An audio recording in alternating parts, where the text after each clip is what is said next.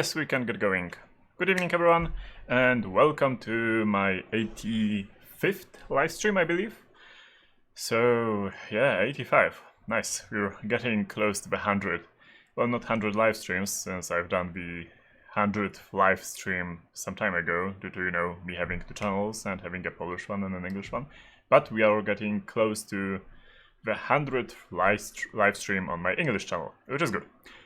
So, welcome. Today's moderator is going to be Foxtrot Charlie. Foxtrot Charlie, this is his nickname. I think he's not yet here. He might be here quite soon. So, well, but that doesn't matter because I cannot see your questions anyway, because I, as always, forgot to open the panel. Well, for now, until Foxtrot Charlie arrives, you have to write !Q and then a question, and that works only on our Discord and on our IRC channel. So if you are on our YouTube chat, you have to wait for Foxtrot Charlie. I apologize. I will be looking at the chat from time to time. So, what's today's topic? Today's topic is going to be the TPM task from WCTF 2019 Masters, which is an invite-only CTF in China. And only... Oh, Foxtrot is here. Perfect. No, he says in 10 minutes. Okay, so he'll be here in 10 minutes. Anyway, so the WCTF, there are two WCTFs actually. There's an online one, and then there is an invitational one for like top 10 teams in the world.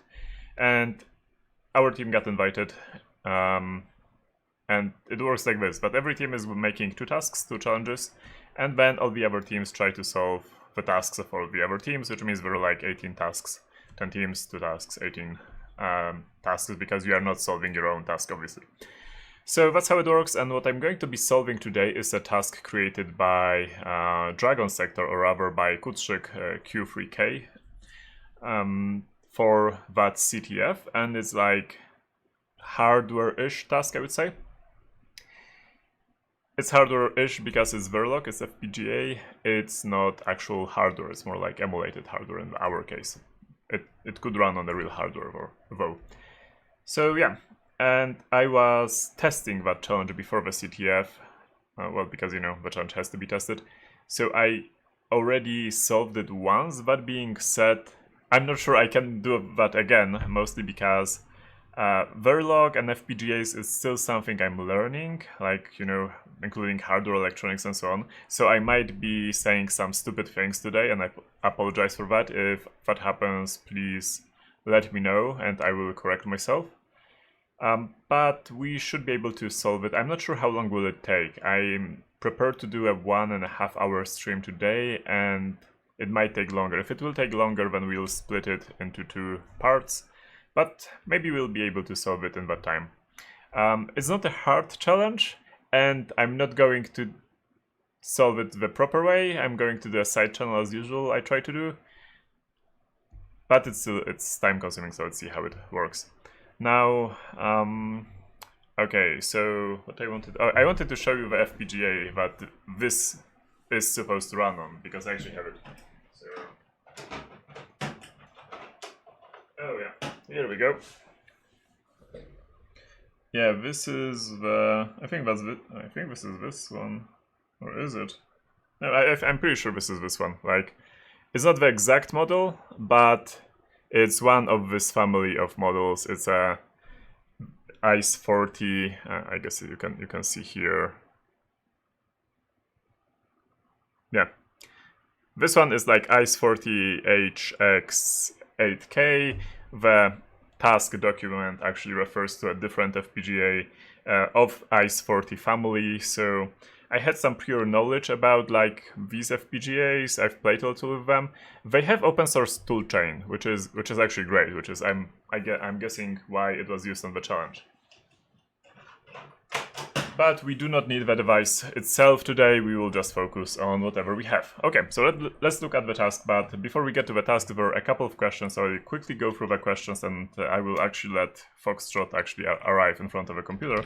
So, questions. They will appear here. Blame drop is bothering me about... Why? Oh wait, it's not showing. About the zip survey thingy. I will do the zip survey thingy someday, I'm pretty sure, but not yet. I need to look at the results, and I'm probably going to do some other... basically, I asked folks to do a couple of experiments. I provided a couple of zip files, and I asked folks to like run them on different zip software, and I wanted to see what are the results. I need to put that in a blog post, basically, and then I can publish it, but I didn't do it yet. It slipped my mind. Maybe I should just write it down, like zip. Okay, so I pretended to write it down, and I pretended I put it on the post-it note next to my keyboard. Maybe it will work this way. Okay, can you say anything about this magic number in the task's name? Well, TPM stands for Trusted Platform Module, and the numbers, like, you know, like all electronic parts have usually like 4 digits numbers. So I'm thinking this is like something similar. When will you visit Poland this year? It's a good question. I'm pretty sure I'm going to be in Poland for the Pwning conference in November. Not sure about other dates. And okay, and this one will show like that it's from Foxbridge, but it's not from Foxbridge. It's from Zero. And he writes, I made a simple VM with a simple instructions. What's the best way to make a KrzaQ? And how was your just another matryoshka challenge checking for the input key in the second VM? I didn't watch the complete stream. You have to watch the second part of the live stream to answer the second part of your question, because like it was split into 2 parts, and it was I don't remember, it was like probably XORing stuff, like to do a constant time comparison, but you'd have to look at the stream. Now, as for your first question, how to make a KrzaQ? Well, basically just do some checking of the key inside the, like using bytecode, and that's usually enough. And then outside of a VM, ask the user for the password, like to enter the password, and then call the VM to verify the password. Now, you have to do a constant time comparison, otherwise people will just solve it using a side channel attack, like I showed a couple of times already. And so the constant time comparison, I can show you how to do that basically. So let's open an editor, and let's do it in Python. Oh, I got a donation. Thank you, KrzaQ. Great seeing live, and will continue to watch. Thank you. Looking forward to many more videos. Hope to meet you one day and buy you a tasty beverage. Thank you very much, and I really hope you will enjoy. And thank you for enjoying my videos so far. Donations are always appreciated. Perfect. Now, how do you do constant time comparison? Basically, there are 2 ways, but the best way I think to do it is like, assume we have the actual string, and then we have some user input, so this is like the proper one, and what you compare with, and then you have like user input, let's call it uInput. This is just like something that the user entered. And I'm actually going to do a byte array out of it, which means I'm, you know, just grabbing ASCII codes of these characters. And the way you do it is you basically create a variable which is equal to 0, and then for each character, so the characters will be A and B, and zip proper and uInput. So for each character, I'm grabbing the code, ASCII code of one, ASCII code of the second one, and I XOR them. Now, if these 2 characters are equal, well, they are not equal here, obviously, right? But if they would be equal, then XORing 2 identical things always gives you 0. Always, without exceptions. If they are not identical, it will give you like 1 at some position or 1 at many positions. Basically, XOR, bitwise XOR will between 2 things will tell you which places differ. That's how you can implement, understand it. So what do you do with that? You do k equals k or these 2 things, which means you do a bitwise OR of these 2 things. Why OR? Because OR is like, if you add something to OR and then you keep adding other things, it will never remove any bit which was already set. So you keep setting bits which differed, and at the end, if both strings were identical, k will be equal to 0. Otherwise, if even one character missed was different, then k will not be equal to 0. Now, why this is constant time comparison? Because regardless of how many characters were equal, you always compare each and every character. You always go through all the characters one by one. You never stop short. Now, a non-constant time comparison would look like this. For a, b in zip proper uint, if a is not equal to b, then break. And this way, you basically create a side channel. Sometimes you don't care about this stuff, but like in CrzaQ, if you're comparing the user input to whatever, then this is a bug usually, unless you want to do something like this for some reasons. Because if the first character doesn't match, then you basically go and exit the loop. But if somebody is doing character by character, like starts with entering A, then enters B, then C, then D, and so on, then suddenly one of the characters will match. Here it would match like the proper is A, so it would match A. And this loop would get another iteration and compare a next character, which means it would run longer, which means it's detectable how long did this loop run, and therefore you know that you hit the proper character, because on the proper character the loop was running longer. So you then start brute forcing the second character and so on and so forth. So yeah, basically if you're doing a CrzaQ, always do a constant time comparison. There are other ways obviously to do constant time comparisons. This is just one of them, but this is I guess the easiest. And I guess you can note it in Python like this as well. Cool. So that was a digression that I wanted to I know I'm like, this is like the 5th stream I'm talking about constant time comparison, but it's something you have to remember. And one more question, I have no idea who from, because it's again just the name of our bot. It's from Congo, and the question is, any tutorials out there how to write a custom VM challenge? It's a good question. I don't believe there are any tutorials about it. Because, I mean, in the end, it's the question, how do you write a tutorial, how do you write a VM? I do not have anything in English. I have a video about it in Polish, and I have a chapter in my book in Polish, but I do not have it in English yet, sorry. So, yeah, I cannot really recommend anything. I'm pretty sure there are, even on my channel, there are multiple videos about analyzing VMs, or even implementing, like Chip 8 VM. We implemented it on our English live streams, if I believe correctly. So take a look and think how to make a custom VM. I think we also did a JIT brainfuck VM, so you might also want to look at that. But apart from that, I cannot give you any ready-to-go links, sorry.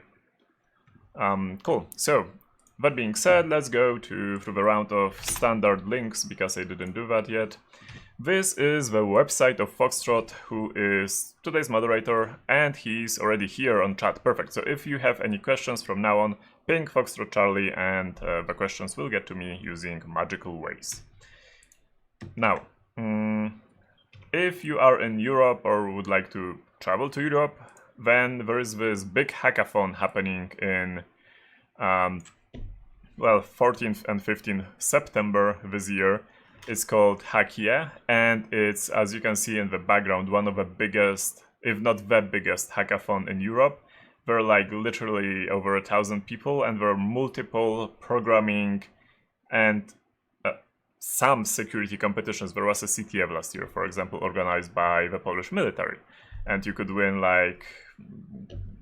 a ride with an armored car, for example. So yeah, but most of these competitions that are happening on this hackathon are actually programming competitions.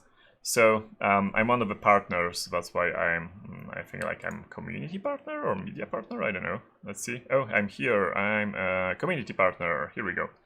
Yeah, so that's why I'm telling you about it. And it's the fourth or fifth year, or maybe third. Well, I think it's 4th year, which this is happening. So totally take a look.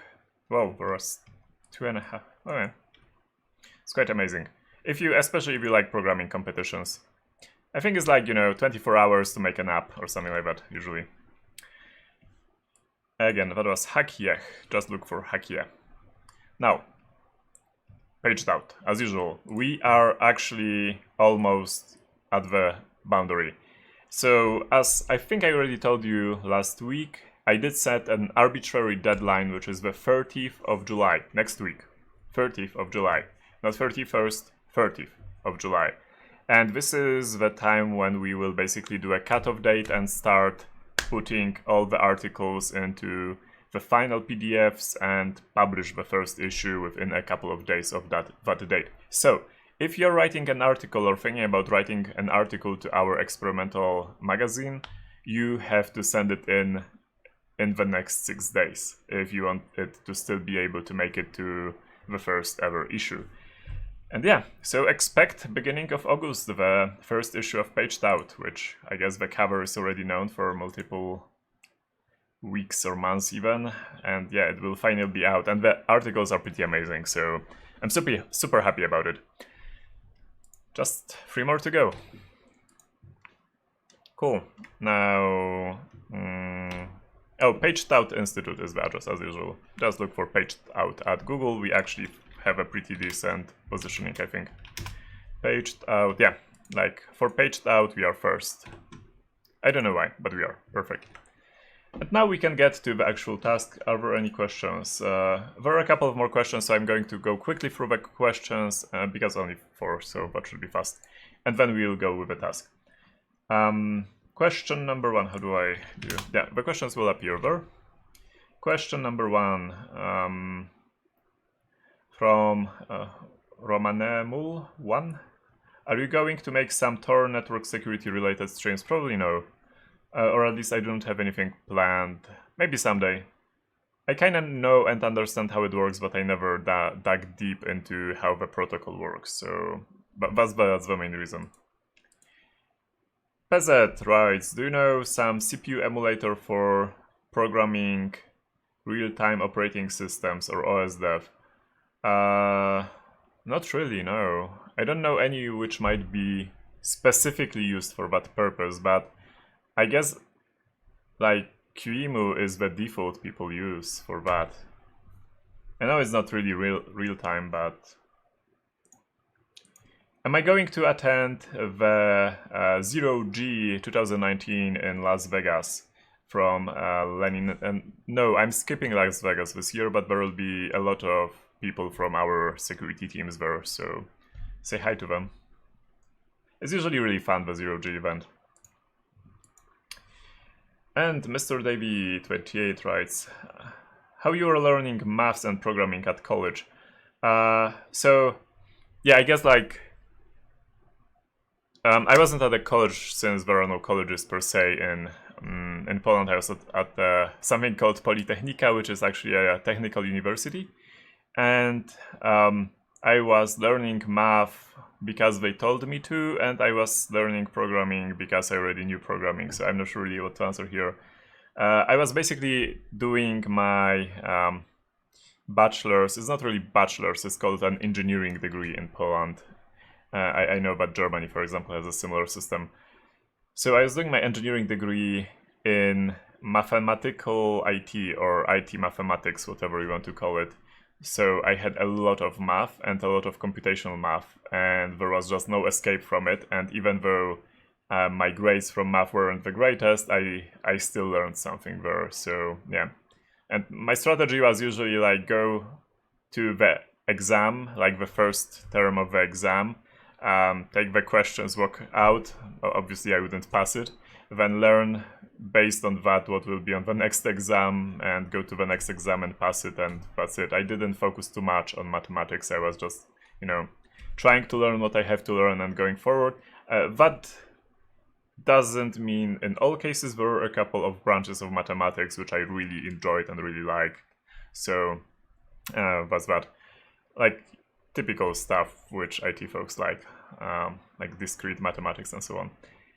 And as for programming, well, when I went to the university, I've been programming already for 14 years, 15 years, so I was pretty good at programming, and just learning stuff as I went was pretty fun and pretty fast. I usually also did a funny thing with a couple of friends from my Vexillium team. We usually went at the first ever labs or class in a semester to whoever, like the professor that was leading it, and we asked them like, hey, if we write some amazing project for you, can we just not come to your classes? And usually they were like, yeah, sure, like whatever good idea you have, like tell me. And we had some good ideas, and they're like, okay, that sounds good, that sounds like ambitious. So when we went home, we coded that stuff, and when we came back at the last class in the semester, showed it, we got a mark and a grade, and that's about it.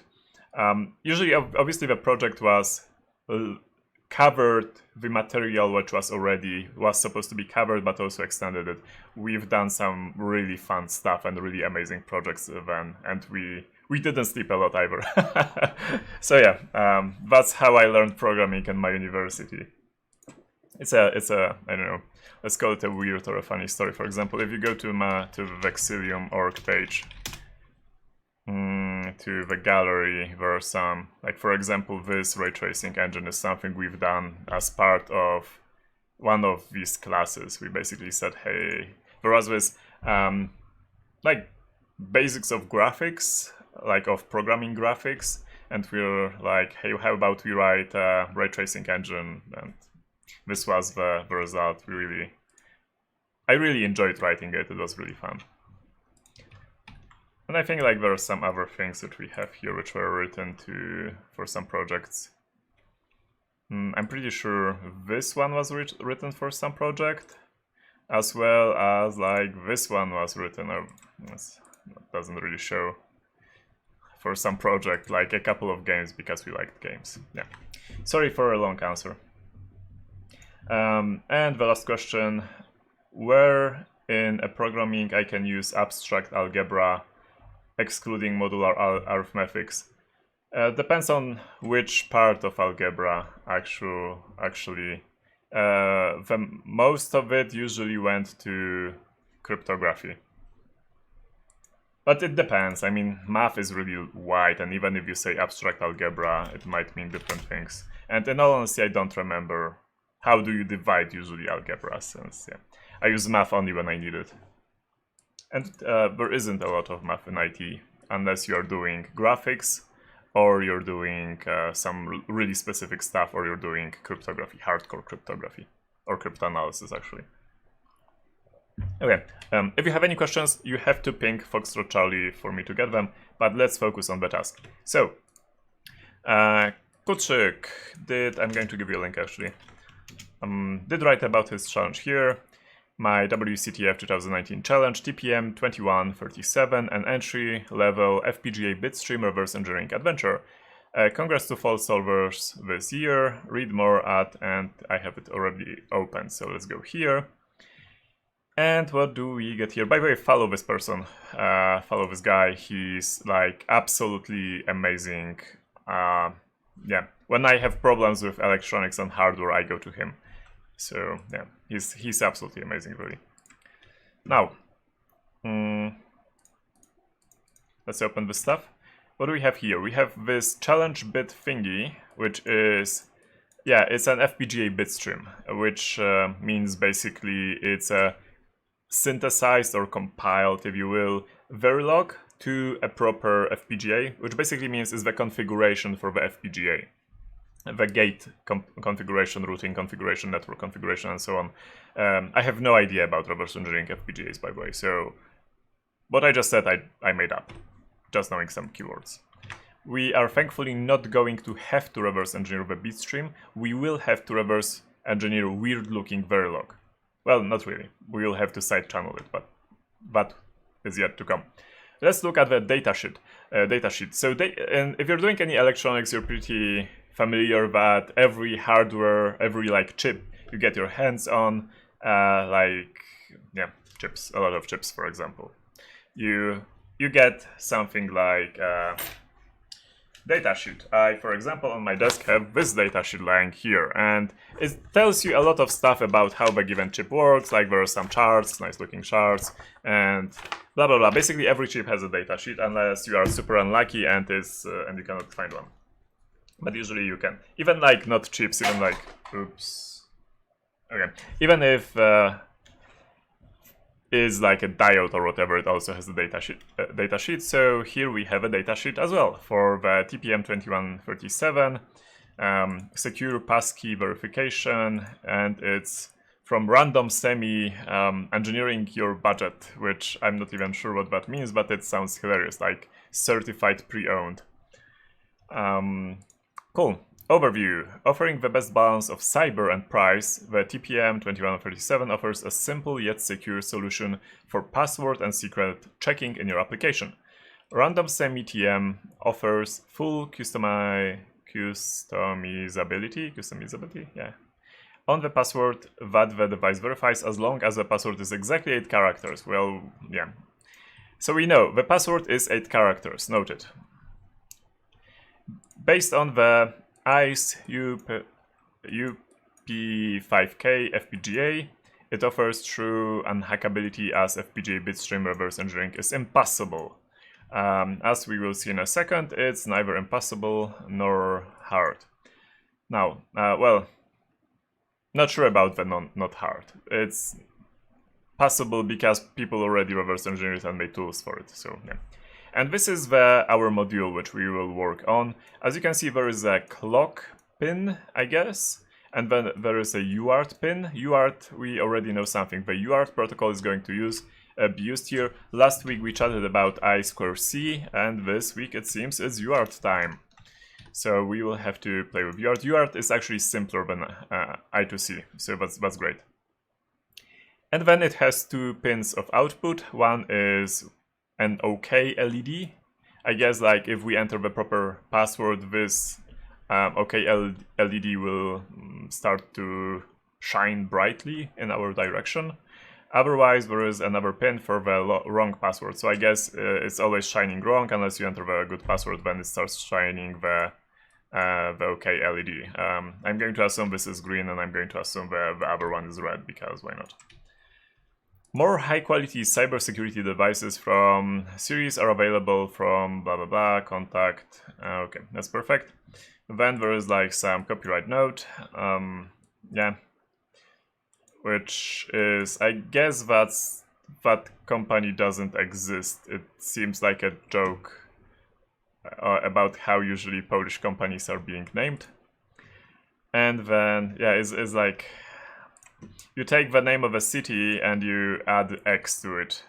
And then SC means that it's actually like a super small company between like a couple of folks. It's not even like LTD, like limited. Okay, and then it has features. Industry standard UART, idle high, receive only interface at this speed. I'm not sure we will have to care too much about speed, but okay. Single, oh, we might have to. Single 12 MHz clock. So I guess these two informations are pretty important for us if we want to interface with a device. Simple OK, wrong LED output pins, active low. Active low means that it will be high unless like the LED is shining, then it will go low. So it's the opposite of what programmers might expect. Programmers usually would expect that if it's shining it's 1, but in this case it's 0. And in electronics we can do like either of these. Both approaches are fine. Usually the active low is used for some reason. I don't know why. I mean, for me as a programmer, I would go for active high, but it's active low. And it's based on truly unhackable FPGA technology, and TM is a trademark. Refer to TPM Secure Passkey Verification Datasheet Full for more information. I'm pretty sure we are not going to find something like this on the internet, but I am going to try TPM2137 Full. And obviously nothing. Yeah, it says like this has not been found. Perfect. So, and the last thing is the description of the challenge. Here we go. Random Semi is a new venture that provides hardware secure processing elements. Its flagship product, TPM2137, is supposedly unhackable.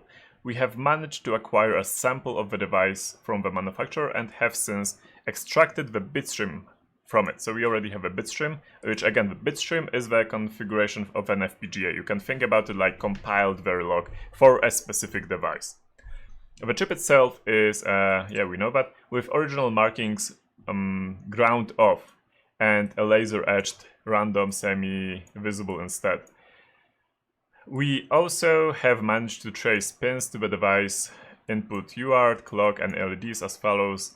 Pin 35 is the clock, pin 6 is the UART, pin 11 is this LED, and pin 37 is this LED. Please find the password for this device. This is the flag we are looking for. We also attached public datasheet. Okay, perfect. So now we have everything we need to start. I have already downloaded the challenge bit. Let's look at this. Here we go. And yeah, this is the file, the main challenge file. So let's look at it in a hex editor, perhaps. And yeah, thankfully, we do not really have to do anything with this, because this doesn't tell me anything. It probably doesn't tell you anything. Let's just close it. It seems to be low entropy file, probably quite easy to reverse engineer if you know what you know what you're doing. I have absolutely no idea about how FPGAs works internally, apart from the theory, which everyone who ever played with FPGA knows. So instead, what I'm going to look for is I'm going to look for ICE, FPGA, bitstream, reverse engineering. And let's see what we find. And we'll find something on this side, we'll find Project Ice Storm and some other stuff. What we are really interested in is this Project Ice Storm, and you have to install it if you do not have installed it yet, because it has a couple of tools. It actually supports this device as well, which we are playing with. It's not written here, but I'm pretty sure it supports it. Now, the tools which are here, one of them is ICE Unpack, which basically converts the bitstream into an ASCII format. So we can do that, and then what we can use is this, I think it was the Icebox, which basically converts the ASCII format to Verilog. Yeah, as you can see here, for example, Icebox vlog converts our ASCII file dump into a bitstream into a Verilog file. Do not be too happy about this, because this file is like, you will not be happy with what you see, and I wasn't happy when I saw it either. It's not standard Verilog. It's like it is standard Verilog. It's just like you take assembly and then convert it to C and not optimize it in any way to make it short and nice looking. But okay, let's go over. So ICE Unpack, and we have to go with like challenge bit. Okay, but we wanted to file challenge.asc because it's ASCII, and we can take a look what we got just out of sheer curiosity. Device is 5K, then we have some tiles, and yeah, this is again the configuration for FPGA, and I guess knowing the theory you can suspect that these are like lookup tables probably, or maybe it's like some routing information, I don't really know. So yeah, but let's leave that alone and let's go with Icebox vlog. Doesn't have any options. It has some options like strip comments from output, strip comments, convert IO tile port into chip pin numbers. We might go to go with this option, so -L. And collect multi-bit ports. I don't think we had any multi-bit ports in the description. Right now we're only like single-bit ports, like clock, 1 bit, UART, 1 bit, and so on, so we can ignore it. But I don't know, I mean, let's ignore it. Let's just go with the -L to convert IO tile port names to chip pin numbers, and I would go with strip comments because the comments, we can look at the comments though. But I know they are not super helpful, so let's go with challenge Verilog. And as you can see, it takes a while. Okay, so we're done with bitstream reverse engineering in all honesty. This is what the output which we got. The output is 140 kilos, and Well, this is standard Verilog, this is the input, and we have the proper pin naming like 35, 6, 37, 11, 35, 6, 37 and 11, so the same numbers, which is great. And then there are a lot of comments, and the comments might say something to whoever is able to reverse engineer FPGA stuff. I cannot, so the comments are meaningless. These are just the declarations, like for wires and for registers. Let's not care about them for now, and let's just scroll to the end. And at the end, we have the actual logic which is implemented. So yeah, lookup tables basically, and like for example this, I don't know if it's a wire or if it's it's either a wire or a register. And yeah, and it always has a 0 assigned. The way you read it is like what is the width in the size in bits of the value. Then B is for bits, H would be for hexadecimal, D would be for decimal, and the actual value. So it's just bit 0. So yeah, this wire or this register is always bit 0. Then if we scroll down here, for example, this N275, I don't know if it's a wire or a register, but it's actually, the value comes from combining, yeah, like basically taking either a negative value of this register or wire again, or like 0, depending on the actual values, whether this is 0 or 1. If it's 1, you obviously take this. If it's 0, you start evaluating this, and so on and so forth. What you could do is, and what we need to do first, but I am going to actually, oh, so okay, these are, now I understand, all of these are combinational logic, which means it's wires, like these should be wires, and then when we go to always add, these should be clocked, like at each clock cycle this is going to happen. And by this is going to happen, is going to check something and is going to assign a value to this register probably. These probably should be registers, by the way. And you can treat each line, like if you've never done Verilog, you have to treat each line of this as a separate thread. So you think about it like multi-threading, where you have basically hundreds of threads. And when the clock cycle happens, like starts with a positive edge, each line is executed at the same time.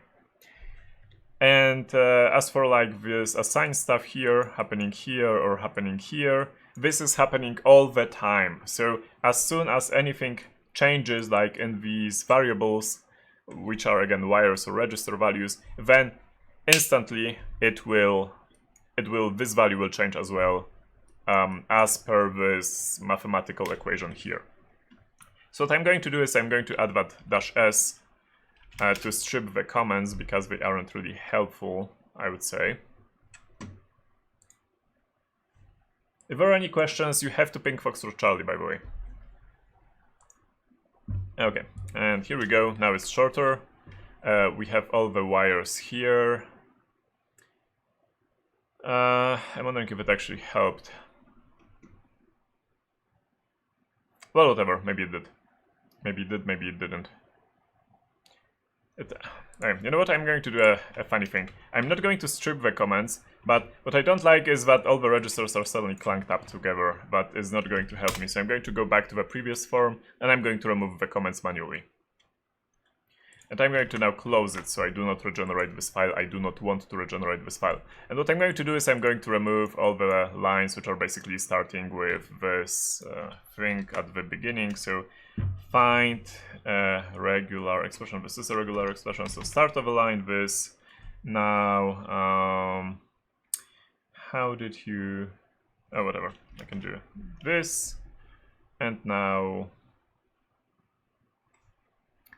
selection. How do I like select all which I always forget that.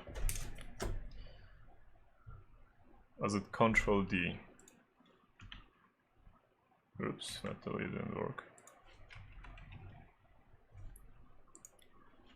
You know what? I'm going to grab it in a second. Okay, it's better. No, I want to replace it, like replace it with X. Is it? Ah, right. I know what I did wrong. So find only in the selection, no. Okay, everywhere, perfect. No. Yeah. I really don't remember how to do it. I need to learn Sublime. So instead I'm just going to do it the normal way. Basically, cat challenge v cool, now grab dash v. If it starts with this, then I do not want it. Okay, and child.v. Okay, perfect. I'm going to work on child.v, and yeah, that's way better. Perfect. Now we could remove empty lines, but I don't really care about that too much. So first thing which we have to do, well, we don't really have to do it, but which pin is responsible for the green and red? That would be 37 and 11. So 37, we can take a look, how do we get to making this go, it's high and we want it to go low to be active. Is there an easy way for us just to check it, what's happening with this pin? We know it's a wire and it's assigned, we know that this wire or register is assigned to it. If it's a register, then, well, that doesn't matter. So we can now go from here and let's see how the value of this is calculated. This is also a wire. And it's calculated by noting this pin 11 thingy. So let's see what's pin 11. And pin 11 is assigned to this value, so let's see what this value is. And this value is also a wire and it starts getting complicated really fast here. So we now would have to check the value of this, where is it coming from, where is this coming from, where is this coming from, and so on. So this is basically the end of manual reverse engineering I'm planning to do today. So how do we go about solving this task? What we have to do now is we have to find a way to chat with this device, right? Because what we know is that we have to use UART to send 8 bytes. We learned it from the datasheet. And how do we send it to a piece of Verilog code? We use something called Verilator. Verilator is actually, it's basically something which compiles Verilog into C++. It doesn't have to be C++, it can be System C or whatever. But let's say we go with C++, and then we have, it basically creates an emulator of the hardware described here for C++, and we can interact with the emulated hardware. Remember last week's FlagROM? FlagROM, the secure EEPROM in FlagROM was compiled by Verilator, and that was how the emulator was created. So we're going to basically use the same idea here. Now, I do have Verilator installed already, and I totally don't remember how do you use it, so I'm going to take a look at, wait, what? Okay, so I'm going to need to create a makefile, because reasons. And what we have to do is we have to do a couple of things. We'll have to compile the Verilator. So Verilator, then some flags. I will fill out the flags in a second. Well, I can, I guess, fill out this already. Like, we want C++ and we want to create, I don't remember what X is. Then we want to use the C flags, the same ones which we are using for our compiler, so C flags. Okay, and we have to give it the name of the top module which we will be using, because, you know, one hardware could interact with another hardware and so on, but we want to interface it with, well, with chip. So chip is going to be obviously the top module. We have only one module, so it's super simple. Now, for the C flags, I'm not sure I'm going to do too many C flags for now. We want probably std C++17, but that's about it. Oh yeah, and warnings. Okay, so now let's see what this gives us. Let's do make, and it says no input file because I totally forgot to give it child-v. Okay, and what it did, it created a new directory, and that directory is called object.dir. And this is yeah, this and this is basically the interface to the device, and we will play with this interface to be so that we are able to interact with this device. Now, if you look at the interface, what it does, what it gives you, is it basically gives you the ports, like the ports which are described again here. It gives you the same ports, and it allows you to basically change the value of the ports. And for example, what we will do is we will send a waveform to the clock, like, 010101. So this will keep the whole device moving, and then from time to time we will change the state of UART to communicate with it. How frequently we will change the state of UART, we'll have to calculate it in a second, and we will also observe these two things. Now that's one thing which I will do. The other thing which I will do is, if we look somewhere here, where is it? There should be actually even more. Yeah, I think that's actually it. I'm going to basically try to output the local signals as well. So that I have, for each clock cycle, I'm going to get the state of all internal wires and registers if possible. Probably only registers, but if possible. And when I see that output, the waveform for each and every register, there aren't that many registers in all honesty. I think like there is, how many are there? Like let's see what's the total number here, like the maximum number. No. Okay, here we go. There's about 500 wires and registers in this device, which means, 500 bits of state.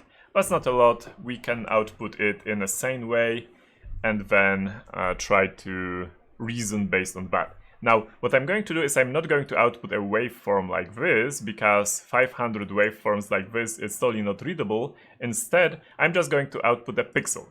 Like each... story is not working, yeah. Pixel. Like each...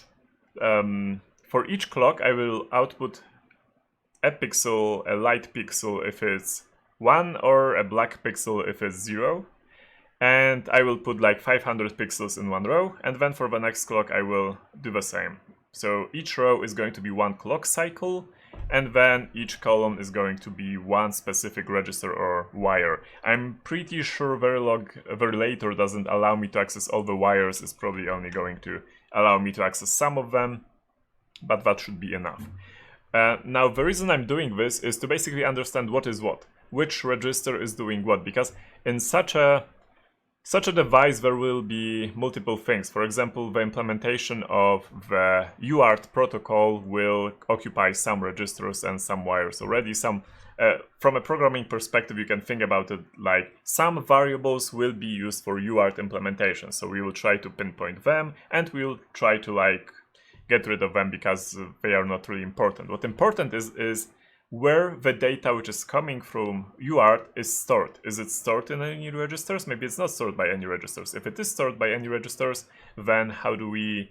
then we might be able to do some reasoning based on that.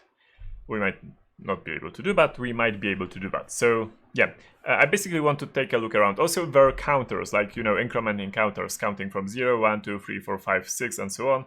We will be easily able to spot these because they make like super specific patterns which look like this. Like one is doing, it's probably a bad way to do it. One is doing something like this, then the other counter is basically having twice as long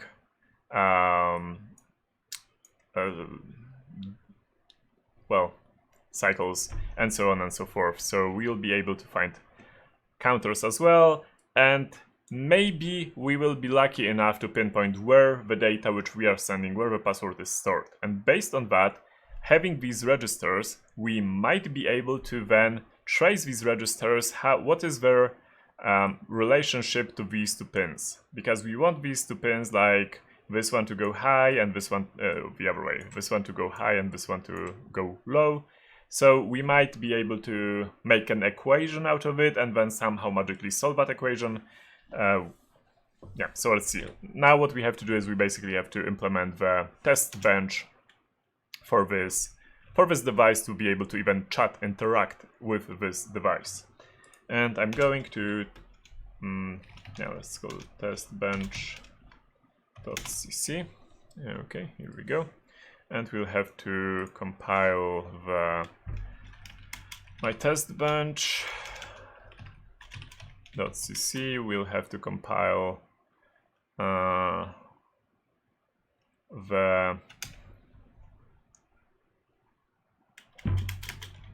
what are the names of these files? Like this thingy probably. So it's object.dir / this thingy, and this maybe the symbol thingy as well.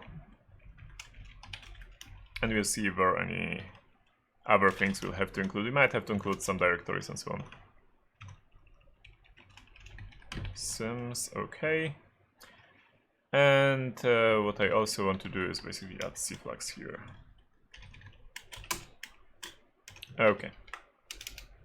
Now, here we're basically just doing a main for now. Okay. Oh, right.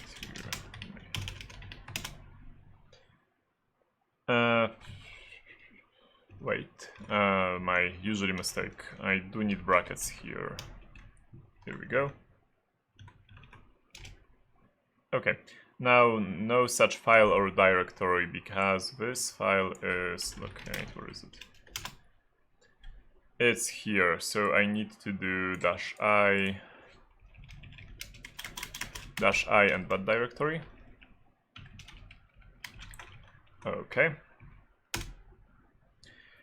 And now these are some errors for the linker. So for the linker, what we need to do is there is this very related .cpp file, which we also usually need to include. So this is this file. It's on the documentation, by the way. Okay, now it works. Perfect. It complains here, but there's some comparison that doesn't matter. So we can link it with, I'm not sure you'll need this anymore, but whatever. We can now, I guess, go back to making the actual test bench. Now, because I don't remember everything, I'm going to take a look at my cheat sheet. Okay, I never remember how to basically initialize the device. What I need to do here is I need to basically include the vchip thingy, vchip.h, and I need to include like very related.h, and I also need to include some standard stuff like stdio string.h, I guess, and stdlib. I'm going to, as usual, be programming with C with classes. stdlib.h, perfect. Main, cool. Now we create the device, which is, it's called vchip, right? So yeah, it's, as I told you, is basically a C++ device, so we can do just this. Chip equals new vchip. And from now on, what we can do is we can basically do chip and then pin number like 35, which is the clock chip, and we can do 0 that, like reset the clock down or pull it down. Then we can do the same for UART, we can pull UART down.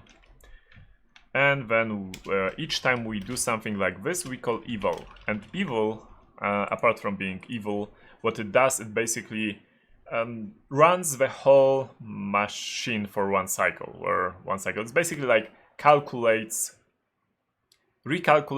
all the states, all the internal states of each of the registers, each of the wires, and so on. So at each cycle we basically have to call this evil.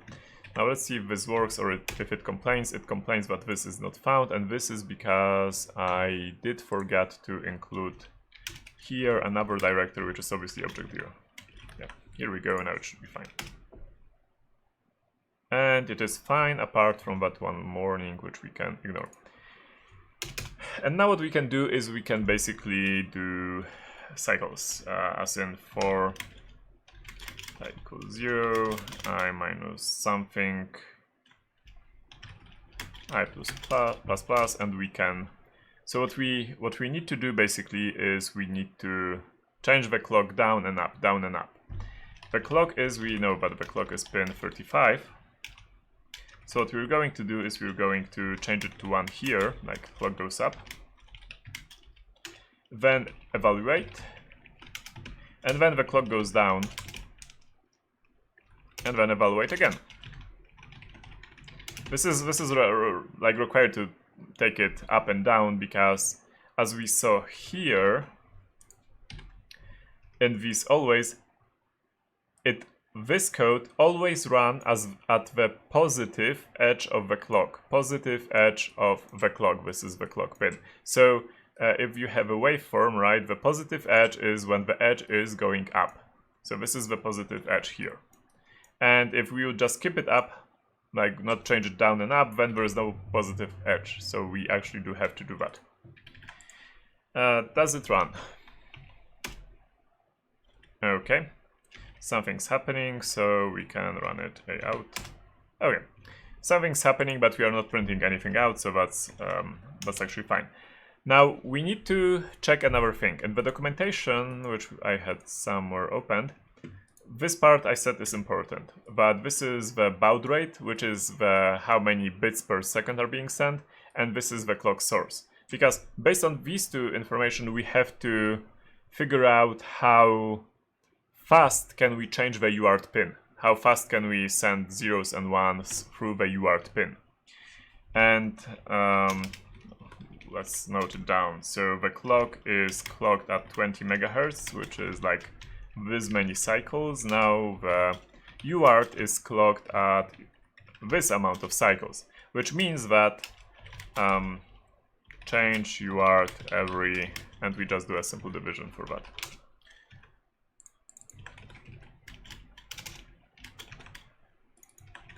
Yeah, so every 104 cycles, I would say. Make it 105, because why not?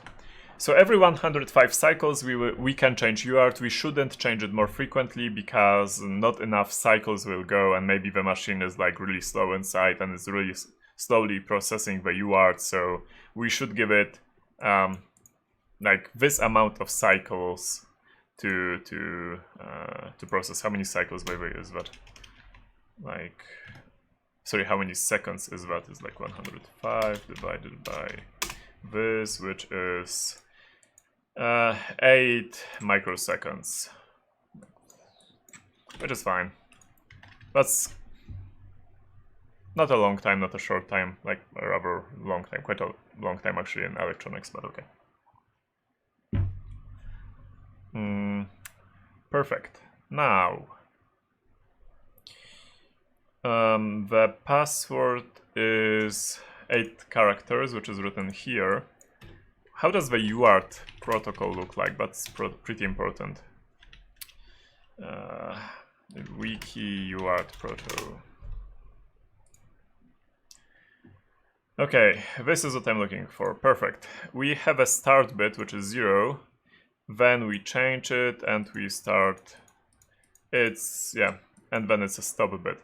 So basically 10 bits for each.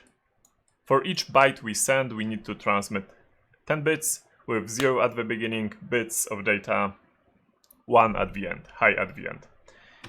Perfect. So that means that we need to send, the password is 8 characters. That means we will be sending at least 80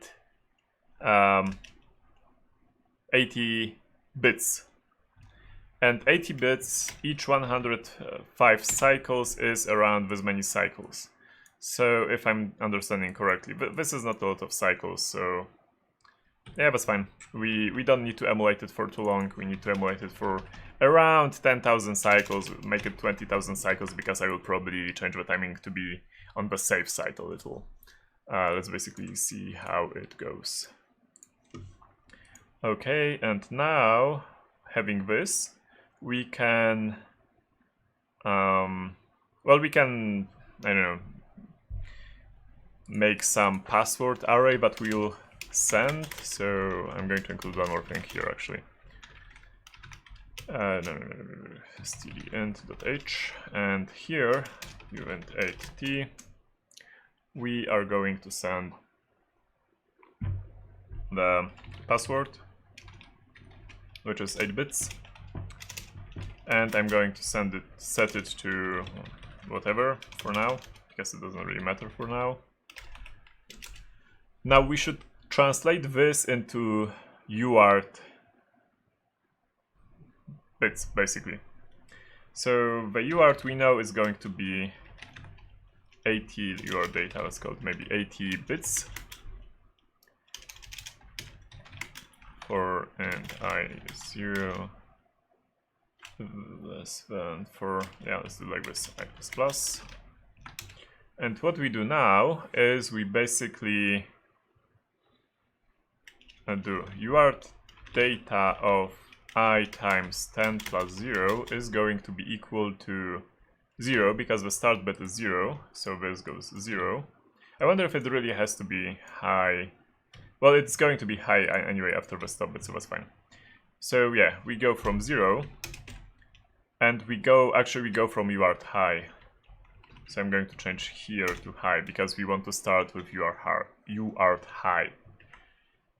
Then we are, and the device will probably want to initialize itself for some time, so I'm going to leave the device to its own devices, pun not intended, for around like, yeah, for this many cycles. I'm just going to let the device initialize itself. I do not care about the state, let it just run for some time to initialize itself, and then I will start playing with it. Okay.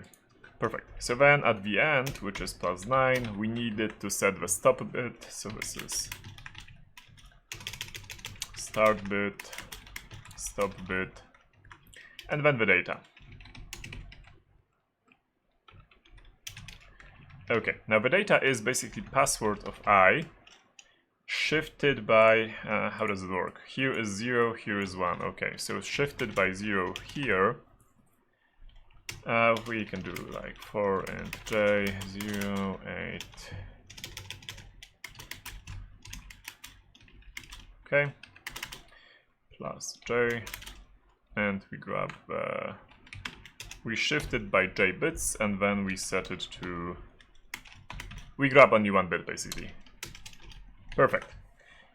So now we have the UART data set and we can start transmitting, and we need some clock counter, which is, well, I is already a clock counter, so we can, I guess, use I for the clock counter. And what we do now is we are going to set the, wait,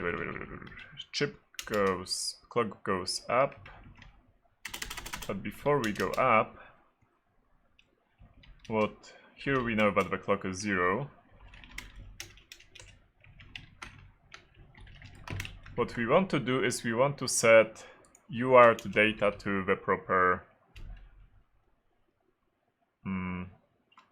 value. So UART index is going to be I, which is the number of clock cycles, divided by 105. This is like how many cycles we have to go through. And if the UART index is larger than or equal to 80, then it's, I don't know, let's just set it to 0. Or no, let's set it to 79. Yeah.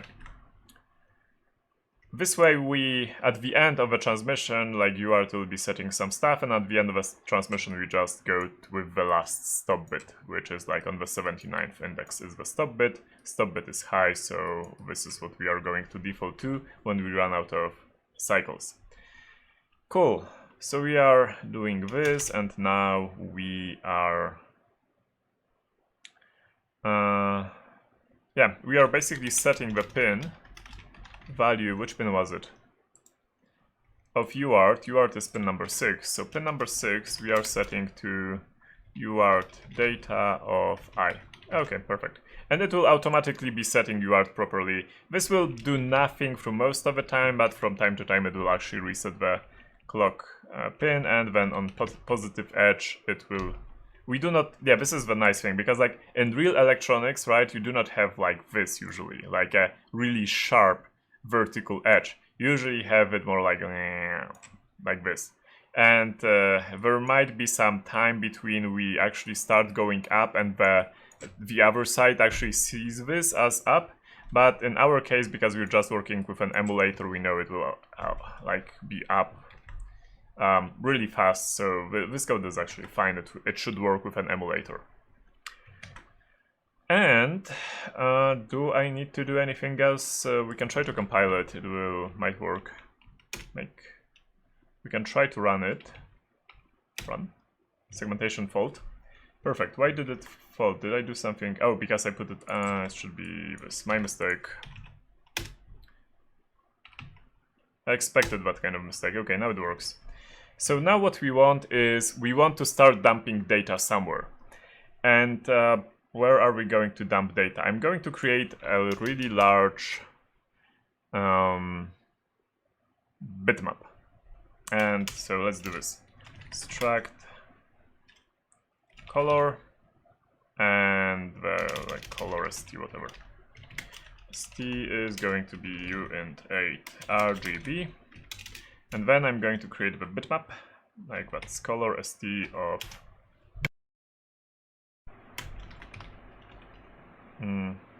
how many lines we are emulating for like 20,000 cycles, so like define total cycles this many, and here as well. And as I mentioned, we have 500 registers, so let's make the bitmap like 600 because, well, it wasn't 500 fully, so let's make it 500. And yeah, and this should be fine. Is there by the way pin 0, or does it start with pin 1 or N1? No, we have pin 35 is like N1, we do not have N0, which is great because that means we can use column 0 for the clock. Cool. So this is automatically dumped. Now at the end, what we want to do is we want to dump it to a file. File open. Let's call it dump.raw, and we need to write binary. F close F. I'm not even checking if it worked, just assuming it worked. And we are going to write the bitmap, one size of bitmap. As you can see, I'm not bothering even with any bitmap headers because I'm just dumping the raw file and I'm going to be looking at it through Irfan view. That's fine.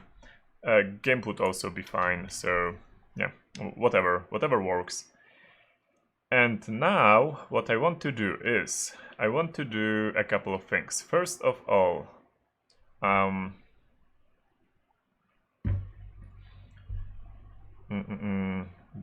I'm going with cycles, so I don't really care about the clock. And I want to care about the clock, I do not want to care about the clock, that's fine. I might just like for... Let's do two things. First thing which I'm going to do is I'm going to go with bitmap of I of 0 is going to be equal to I, just to have a gradient of, RGB is going to be equal to, yeah, to I, and this will be automatically truncated to a byte, just so that we see it's working. This is the only reason. Okay. And yeah, it created a file which is this file, which is 30 megabytes. That's 30 megabytes. Let me open the file. It's opening an Irfan view, and the image width is going to be this size, no, like 500, right? The height is going to be 20,000, and I want an RGB 40, this one, with, yeah, that's fine, that's it. And yeah, please excuse the pink color. We can actually change the pink color. Can we change it? Yeah. Let's just go with black for now. I'm going to change it later. Alright. Yeah, as you can see, we have this gradient here. So this is the first piece of information we added. I'm probably going to add a function here, which is going to be an inline, a static inline void C for like, or like set color, then X, Y, and RGB. Okay, and this would need to be int, uint. Okay, and the only thing which this is going to do is bitmap of y of x dot r is equal to RGB. Okay, that's it. You know, just to not have to repeat myself like I'm doing here. So 0 I. Okay, so that's one thing. The other thing which I would like to do is I would love to actually the UART data which we are sending and the UART clock. Oh, UART is not clocked. So the UART data which we are sending and the index. These are like two things which I would also like to display, but somewhere at the end perhaps. So I'm going to add actually another function which is a similar function. Set color, just so it's more visible. Set like x1 and x2, like width maybe, and then y.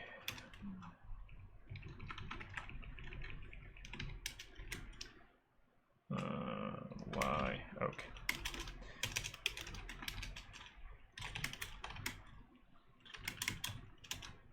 I less than x1 plus w I plus plus, set color I, y, RGB. Okay, just like a simple horizontal line drawing, nothing really weird going under.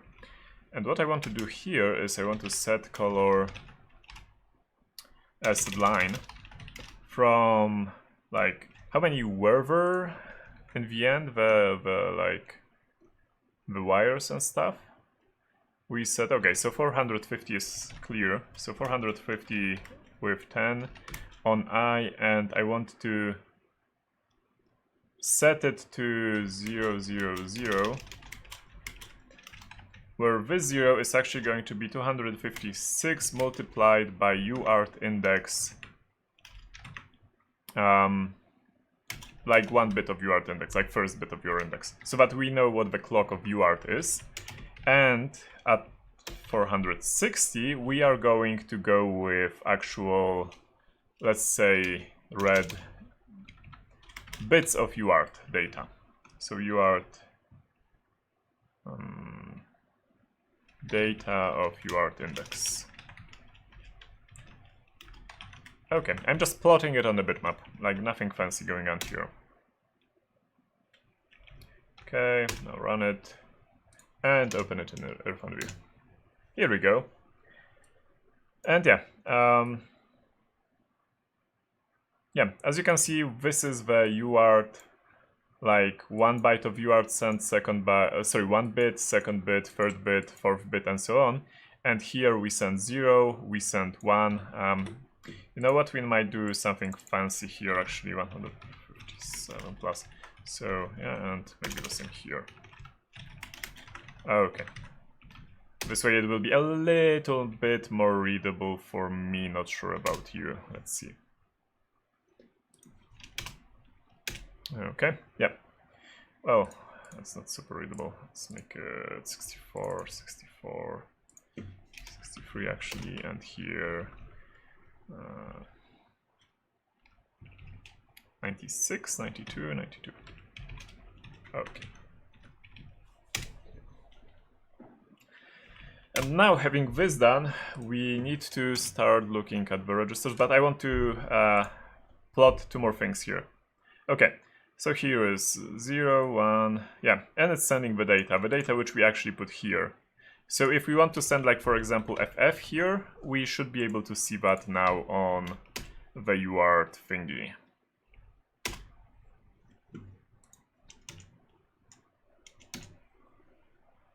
Okay, yeah, and as you can see, this is the start bit, which is 0, then 8 bits of data. This is 1, 2, 3, 4, we need to scroll, and then Yeah, and then this is the stop bit, and this is like the start bit of the next one.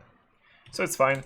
Now what I would like to also do is perhaps after the evaluation, that doesn't really matter, but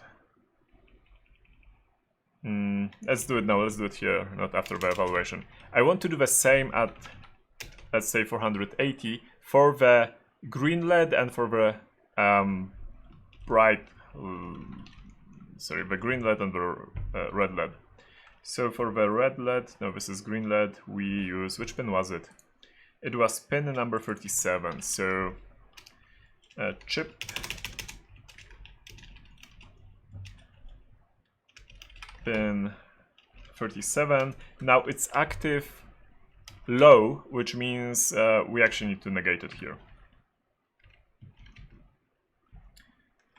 This is a slow way to negate it, but that's fine. And then at 490, what we want to do is do the same, but for the red color and for the other chip, which was chip 11. Sorry, chip pin 11, obviously. So now let's take a look, and let's take a look if we can see anything. Okay, so as we can see, the wrong LED is like lit all the time, the right LED is like not lit, and yeah, and if we go down, even after we stop sending data through UART, this is where we stop sending data through UART, we basically still don't have a green LED because we do not have a correct password. That's fine. Do I need to do anything else here? No, I don't believe so. Which means we should start putting, I guess, after evaluation. Maybe this should be after evaluation, doesn't really matter.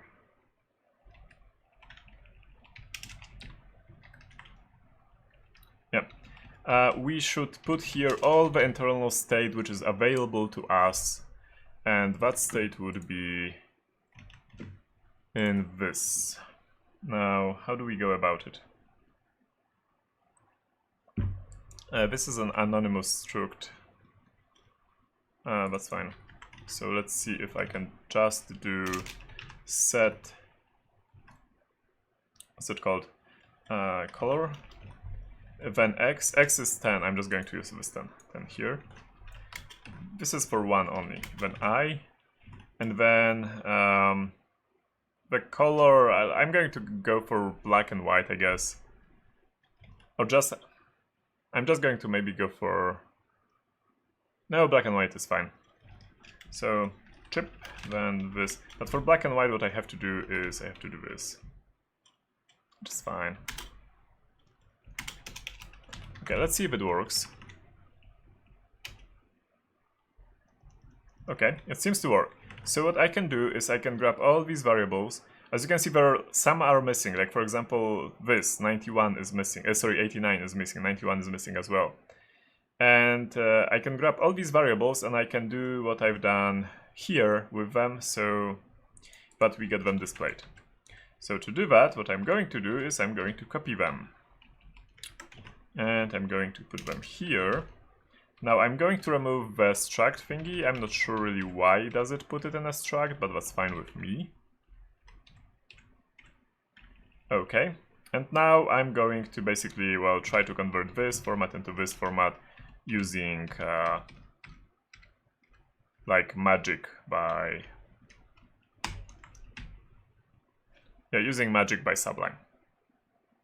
So what we need to do is we need to remove this, then do set color, yeah, remove this, then go here and grab, is it fine? Yeah, I want to be here so I can see what's going on. Okay, perfect. We're grabbing this, then we're going here, then then this, and we actually need chip.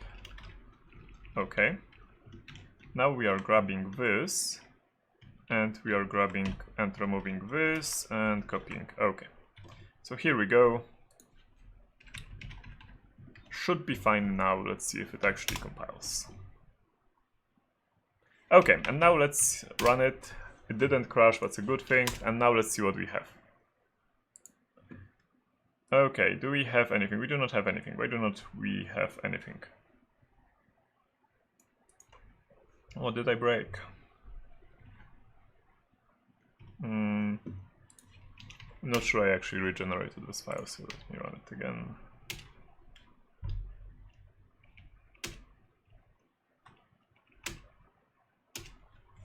No, we still do not have... Oh, wait. I've done something really stupid. The stupid thing which I've done is that this is the value between 0 and 1, and I need a value between 0 and 255. So yeah, so that's my mistake here. So I'm just going to probably do... okay. This, remove this. And here, I'm going to change this to setBit. And setBit is going to basically multiply it by 255. Yeah. So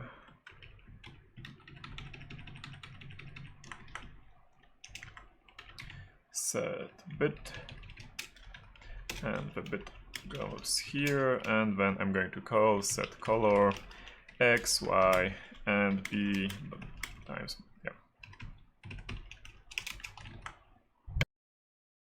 Okay.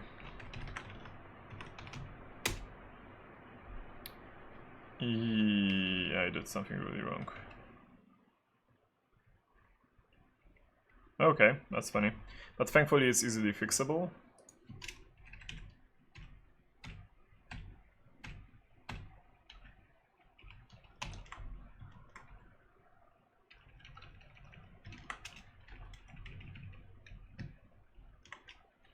Okay, here we go.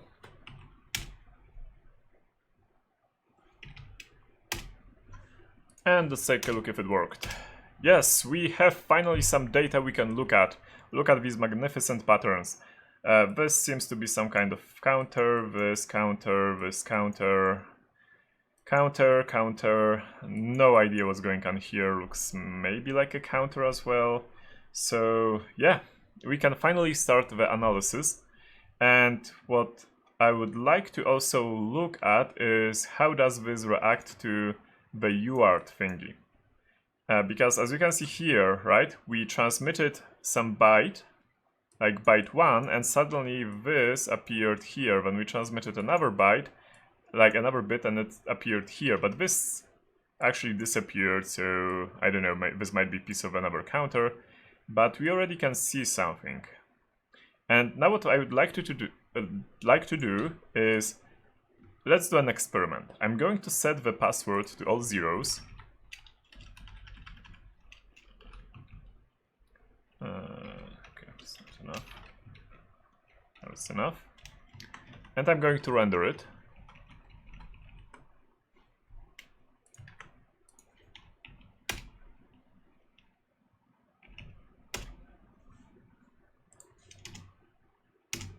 Okay.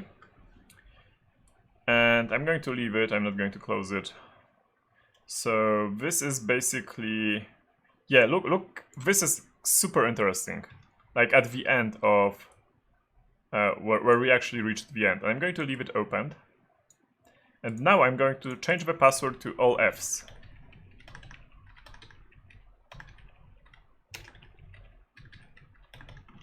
And we are going to compare what's going on at the end. So compile it, run it, open it in Irfan view, and scroll to the bottom and have it side by side so we can compare. Yeah, as you can see, my take on it, like just looking at it, is that this is the state of our whatever data we send. There should be around 64, I guess, new registers which have a bit set here. Based on our input, there might be some more registers which have a bit set, depending on whether like some other register had or a combinational wire or whatever had a value based on the data, and by accident it became 1. But what this tells me already is that what we can do is we can try to pinpoint. Yeah, I guess we can even like say which exact registers, like these appearing on this line, are doing the calculation for the flag. So what we can do, yeah, before this, like basically if we get here, just here, and compare the, basically what we will be doing is we will be setting the password to 0 and then setting just one bit, like the first bit, for example, and comparing the empty, this is empty, right, the empty dump at this exact point, like just after the UART transmission is over, with the one with 1 bit set. And then we'll be noting which register or wire was highlighted. Was there more than one? Maybe just one. If we're lucky, it's going to be only one always. And then we will reset this to 0, and then we will set another bit, like the second bit, for example, and we'll do the same until we have the mapping between the columns here, the register numbers here, to which bit of the input password it is. And when we have that, we can basically ignore the whole UART thingy and try to do an equation between these registers with the data which we now know it contains and the green LED. Yeah, that's basically it. So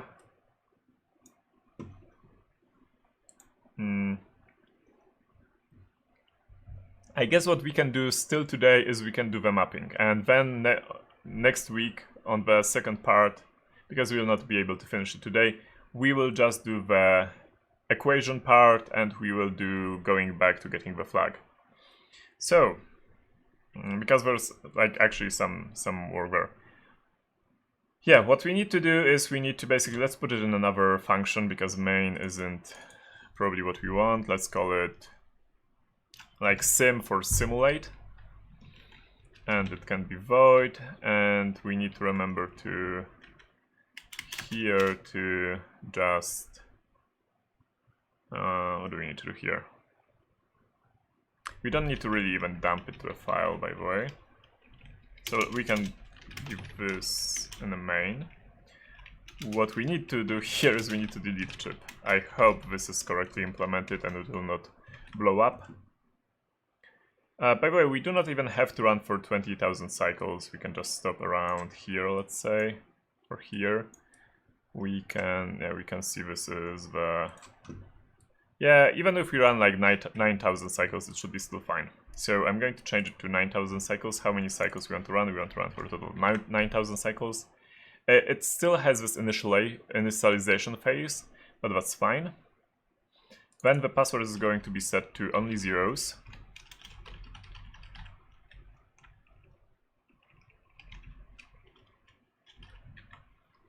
Okay. And then the input here will actually be which bit are we setting. So, and bit number. Or like bit index.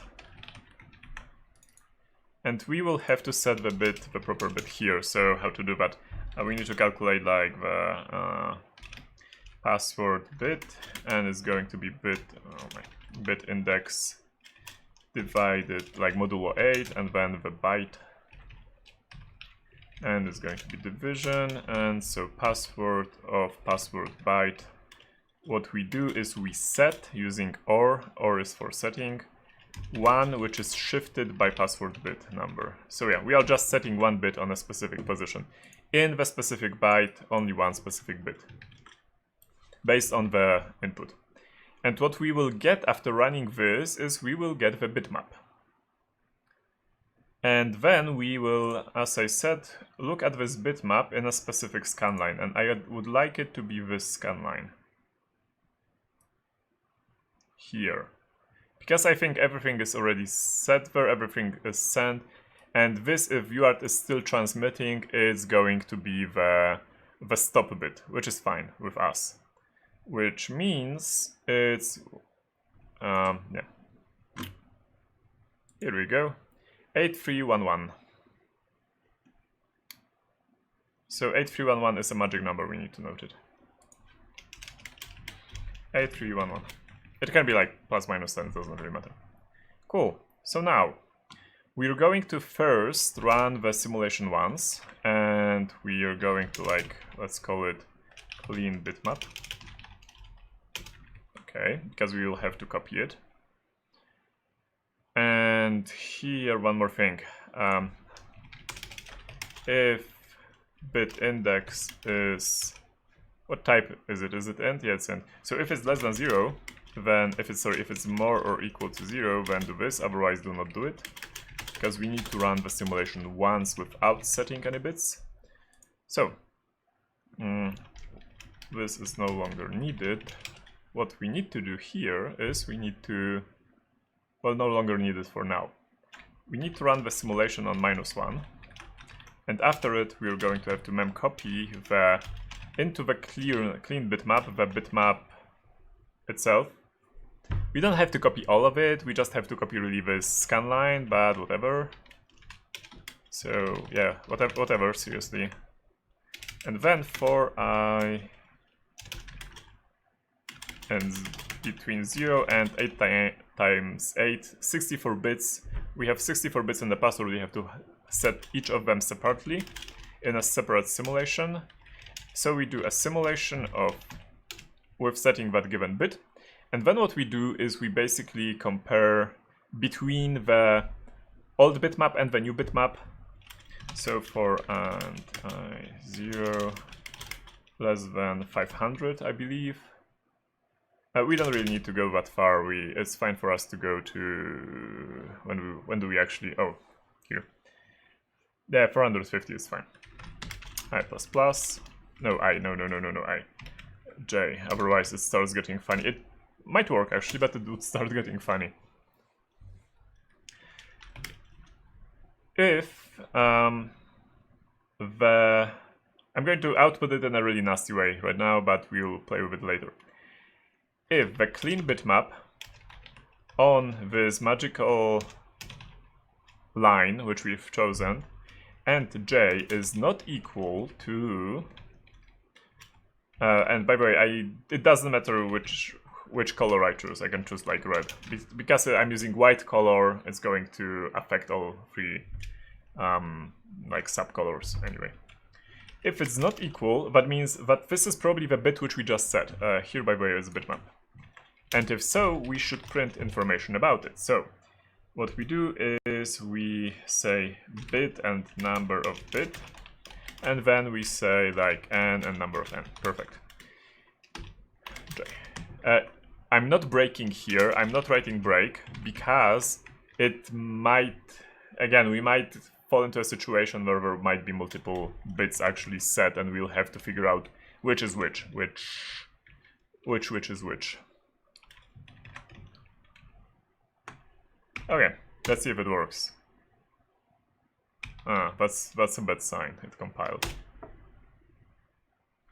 This is a great sign though. It only found 1 bit per. Yeah, it only found 1 bit for each. That's amazing actually. That's really good.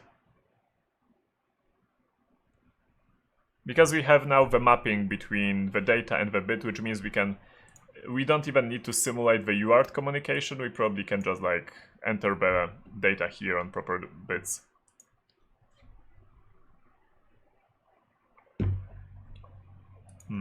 Cool. So now, how do we put it in a nicer way?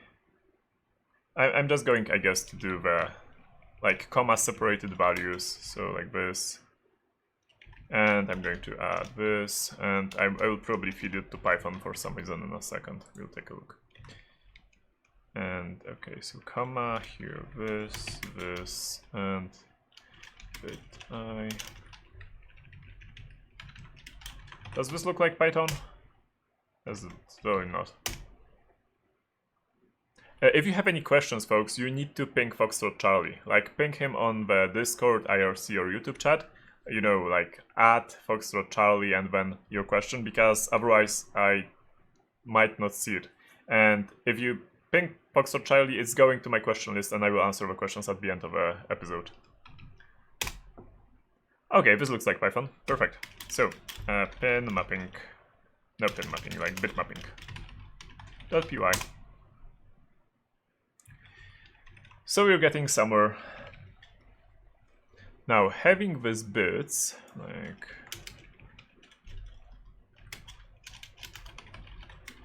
just code like this, okay. What we can do is we can start making the equation I mentioned, because we now know which bits are going to the final calculations between the, well, that are in the end going to set the value of either the green LED or the red LED. Therefore, what we should do probably now is we should play a little bit with the Verilog which we generated. And we have generated, I'm going to make a copy actually of it.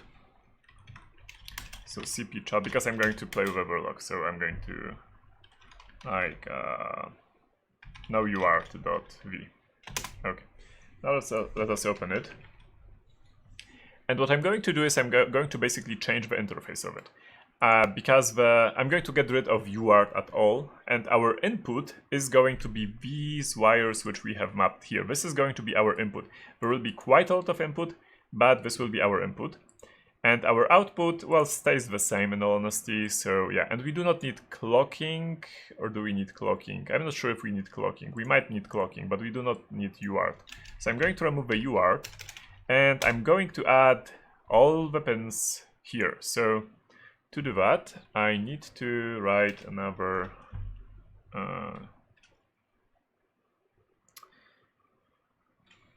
ISDF-PY. No, I already have ISDF-PY.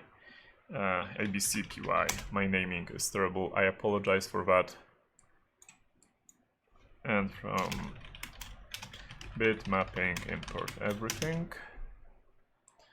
What I want to do is I basically want to for n in bit mapping print 1 2 3 4 input and then the name. Yeah, that's it. And alright. Python ABC. Okay. And now just put it in some file, like, or add it to the end of new art. Okay, here we go. Yeah, reload, and we have this at the end, so I'm going to copy it. And I'm going to put it here. Yeah, that's fine. And as I said already, we can remove this. I probably removed it, but it probably overridden it.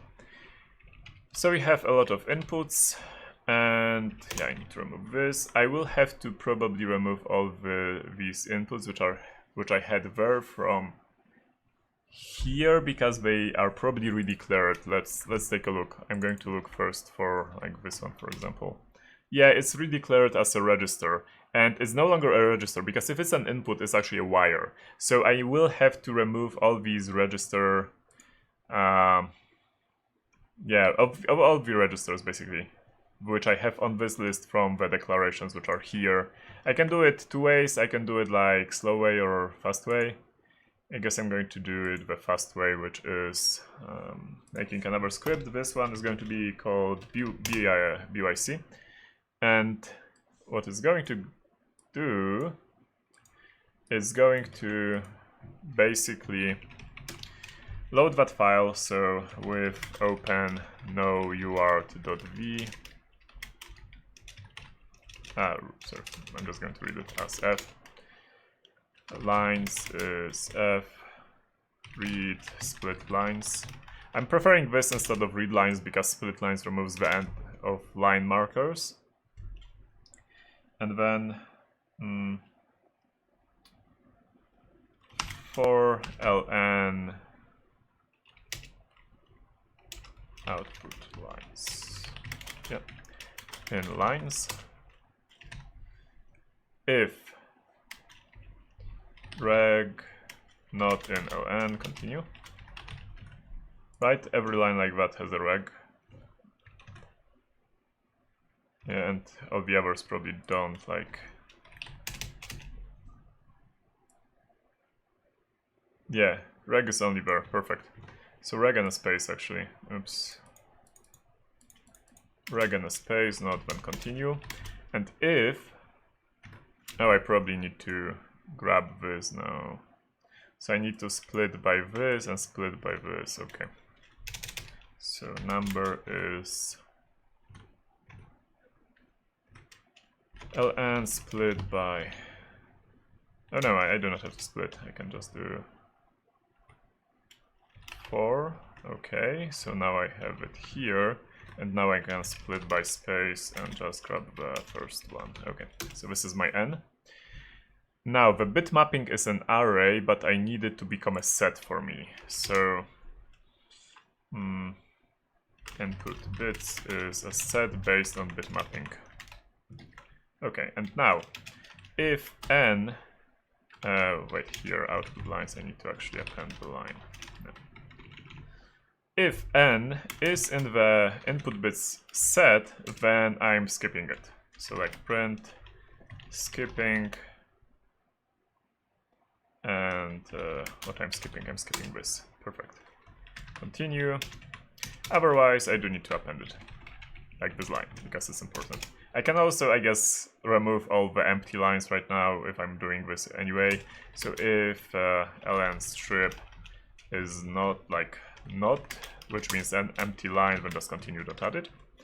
And now we can write it to another file. So open, no you art x, because my naming is terrible. Write as file f write join output lines. Okay, here we go. Python BAC, and the output is looking like this. Here we go. Why didn't it? No, it doesn't. It didn't work. I know it didn't work because it didn't write skipping blah blah blah. So this probably is still here. Yeah, it didn't work. Why didn't you work? Output otherwise here. I want you to print the end.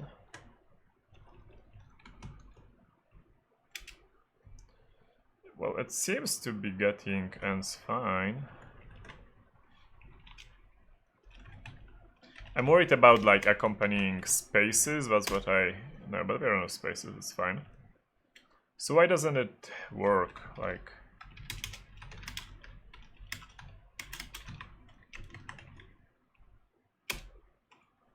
no, it does work. If n is in input bits, it should skip it, but it doesn't write.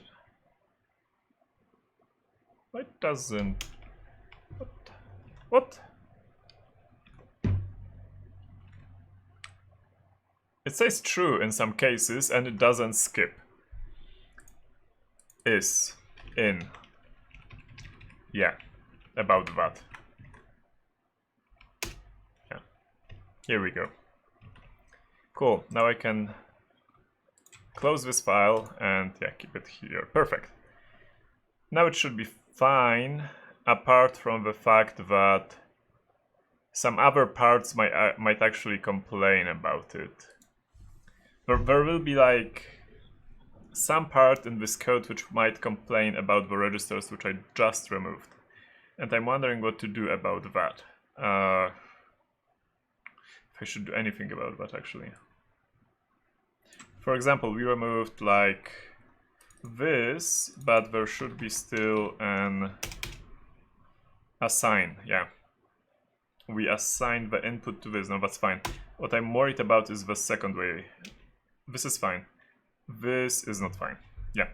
If we get always and we get one of these, then we actually have to remove this as well. Yeah, this has to be removed. Because this is grabbing data from UART. And we totally need to remove it, otherwise it will complain. So to do that, what do we need to do? We need to change the script. So that was one thing, but here I'm actually going to change this a little.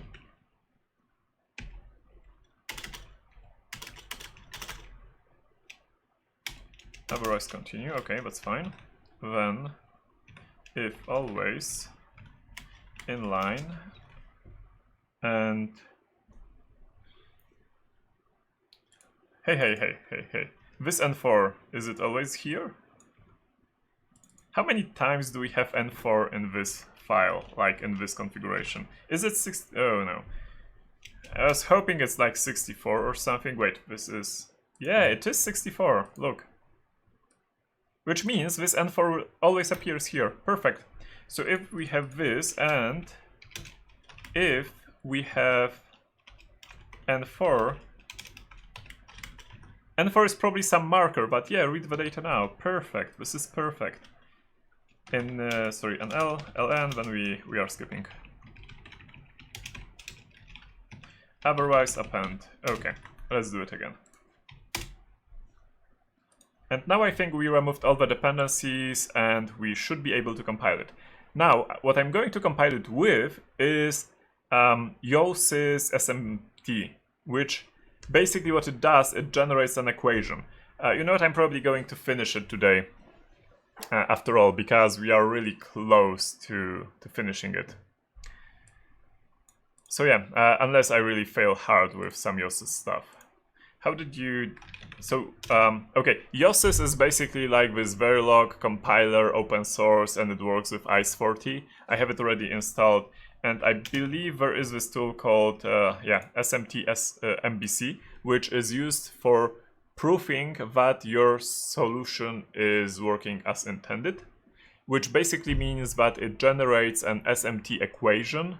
You can think about it like a mathematical equation based on code, which you can then use to make a set of tests, basically to check, like, for example, I never want this register to be set if the other register is set. And what it does, it tries to find a solution to an equation where both these registers are set, for example, at the same time. And if it doesn't find it, then it's fine. And if it finds it, then it's not fine. Yeah, so it's typical like equation solving, basically. So what I want to do is I want to basically generate, based on the no UART XV, this thingy. And it says that something is wrong. What do you mean it's wrong? Does the tool work at all? Yeah, it seems to be working. I don't remember how to use it, that's maybe the problem. Oh, I remember from where I learned how to use it. Q3K, YoSys, SMT, BMC. I'm just going to copy whatever. Is that the name? BMC, SMT, BMC. Yeah, that's the name. Yeah, and this is it. This is one of the solutions, like one of the write-ups where Q3K used this YoSys SMT something. So I'm just going to copy basically the command line he used.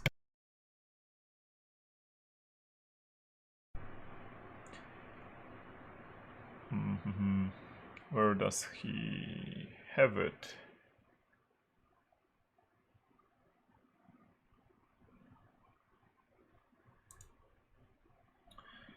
No.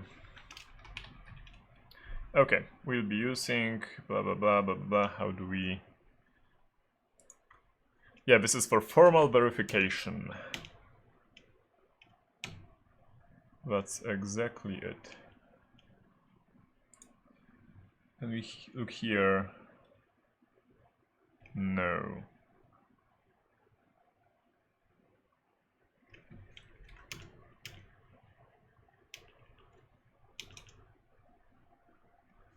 I just wanted to steal the command line. Since you are not able to steal the command line. YoSys... Oh, we'll probably have to do this first. Let's take a look here. Okay, blah blah blah. I want the command line. Give me command line.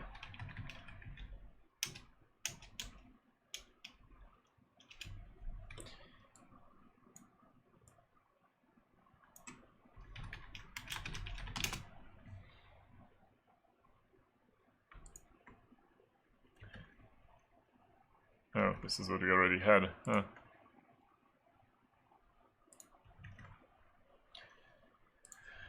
I think I need to check in my... I'm looking if I have... Yeah, okay. I have on my cheat sheet actually also noted how to do it, so let's not look at it. What we have to do, I think it's actually written here anyway. We have to do this, and then we have to do SMBC. So let's start with Yosis for the synthesis of the Verilog. And so that would be QL, like some ASDF log, then a set of commands, which would be read Verilog, and the name like formal, and the name of the Verilog, which would be uart x. We'll probably have to run it several times. I'm just going to make a script out of it actually. Let's call it solve.sh. Okay. Now, so again, Yosis QL, and then like SDF log. Then command number 1 would be read Verilog, formal, and then no uart x.v. Command number 2 is prep. I have no idea what it does. Top is chip, I believe. No rdff. I have no idea what does that mean, but I also have it on my cheat sheet. Then write SMT2, which SMT2 is a special format for like Lisp looking like format for equations, basically for SMT solvers. And then like the name, which would be ASDF is a perfect name, SMT2. Okay, and now let's see what happens. Bash ASDF, no, solve sh. Here we go. Okay, what did it create? It created a log, and the log is boring. It created an SMT file. I'm wondering if we have to do something else with this file, but then we can usually call Yosis SMTBMC, then SDF SMT2, and the same with dash I. No. Okay, perfect. So it does something and checks some asserts, and we can actually work with it properly now. Now what I'm going to do is I'm going to comment this part out because I want to modify the SMT part. And this is something I'm also going to use a cheat sheet for. So take a look here. It's basically the equation for the like what's going on inside this machine. Basically the Verilog was translated into an equation. The equation looks like not super readable, right? But there should be, or is there? Is this everything? There isn't too much going on here, so I'm not sure if it's actually everything.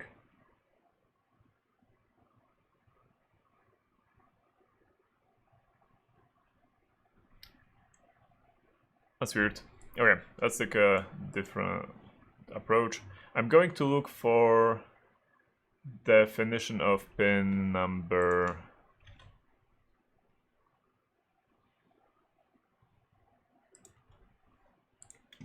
You know what? Let's just regenerate that file. Because I'm wondering if I'm not doing anything stupid. So let's do this, but let's not do this. Okay, here we go. Okay. And now, here we need to check pin number 37. So 37, I'm going to look for 37. Chip 37, pin 37, okay. And pin 37 is, what is it? It's defined as a function, I don't really get it. I feel something is not working. But I will have to probably figure it out. Yeah, so maybe we will not be able to solve it today after all. What I'm missing here is there doesn't seem to be any actual any actual like equation-based stuff, which I expected to be here, which means I probably done something wrong. Either I didn't do any proper asserts or some other stuff, but let's do it like this. Because it's already 2 hours of stream, let's finish it today. The next time I'm going to figure out what I did wrong while generating this, because this is doesn't look like generated properly actually.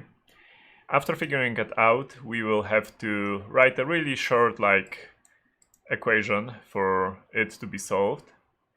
And then we'll have to from the model of the equation go back to the registers, and from there go back to bit mapping, and from there actually go back to ASCII characters, which will take some scripting, but it won't be too long. So let's finish it up for today.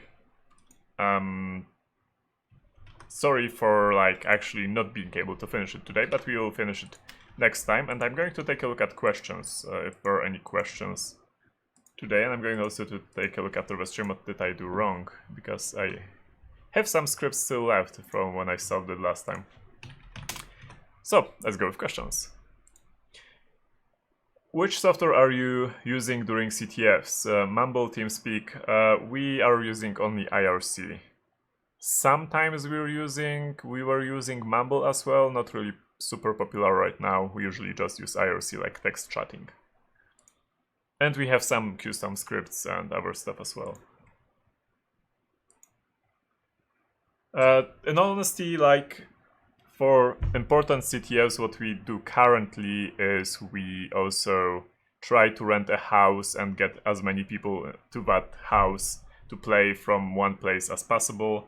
I guess this is not a problem if you are like a university team and can play in the university. It's more of a problem for teams which are spread out like between multiple cities or even 2 countries, like that's the case for Dragon Sector, or multiple countries actually. But we are sometimes able to like just rent a house, rent an apartment, put everyone there and play important CTFs, and that's what we're trying to do. And then you don't need anything apart from IRC, basically.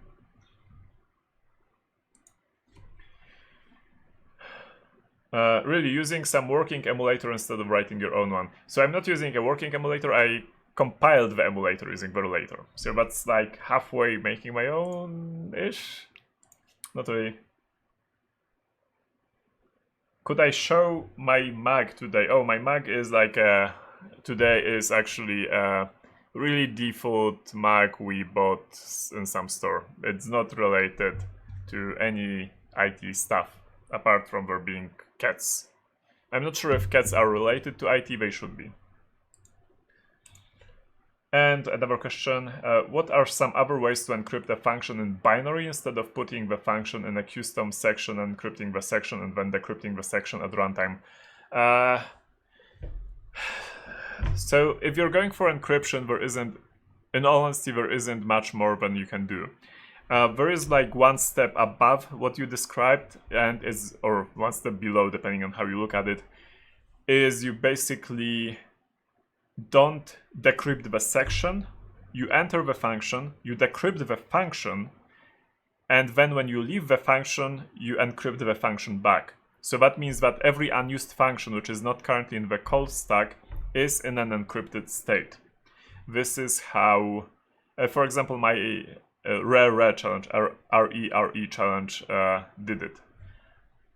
And it's kind of tricky to sometimes get it right, because like this fails hard for multi-threading, because you might have one thread entering and the function decrypting it and working through it, and then another thread comes into the function and decrypts it again, but the function was already decrypted, which means like it totally butchers the function and then just crashes. So that's one problem. It's solvable if you do not want to enter the function with 2 threads. And then the function is not really reentrant, as in you actually cannot enter the function from itself on one of its children again, because the function will get decrypted again. You can solve it with like mutexes, you can solve it with just reference counters and so on, as in if there are multiple functions in, the last function is actually going to check the reference counter, decrease it, and if it's 0 then encrypt it. But it takes some implementation. It's really fun to implement. I really suggest to try it. So that's one way to do it. I'm not sure where, like, you can do the same with basic blocks, but that starts getting really, really slow at that point. Because if you do it on function level, it's still somewhat fast, unless the function is called really frequently. If you do it on block level and you have a block which is executed like 1,000,000 times and you decrypt it, encrypt it, decrypt it, encrypt it, that gets really, really slow, really fast. So I guess, yeah, I guess that's my answer. There aren't too many other tricks actually for hiding your code using encryption. So yeah, that's it. I might be forgetting something obvious, but... Do you think someone from your work is watching your streams? I know for a fact that some people are. Yeah. Hi. Probably just to have fun, because I'm working with a lot of amazing people and I'm pretty sure they know this stuff. Maybe not stuff today, maybe some of them, but yeah. So the question is, would you just pass a function pointer to the encryption function then? How to determine its size? No, you would have to actually interact. Basically, like when you compile the code, you would have to interact with assembly generated by the compiler. That's the easiest way to do it. Another way to do it is playing with object files, but when you start playing with a binary, it starts getting really weird, because if linkers try to optimize blocks, you might be in a situation where one block is used by multiple functions. And that gets really, like, the function can be chunked in multiple places. It doesn't have to be one linear space. If you play, because of linker optimizations, like linker time optimizations, especially like if you compile with size optimization. If you're playing on the assembly level, after the compiler generates the assembly and you're playing then, or if you're playing with some high-level languages, for example like Python in the case of my challenge, then it's a little easier to get the size of a function and to do everything properly. Hello from Brazil, hello from Switzerland.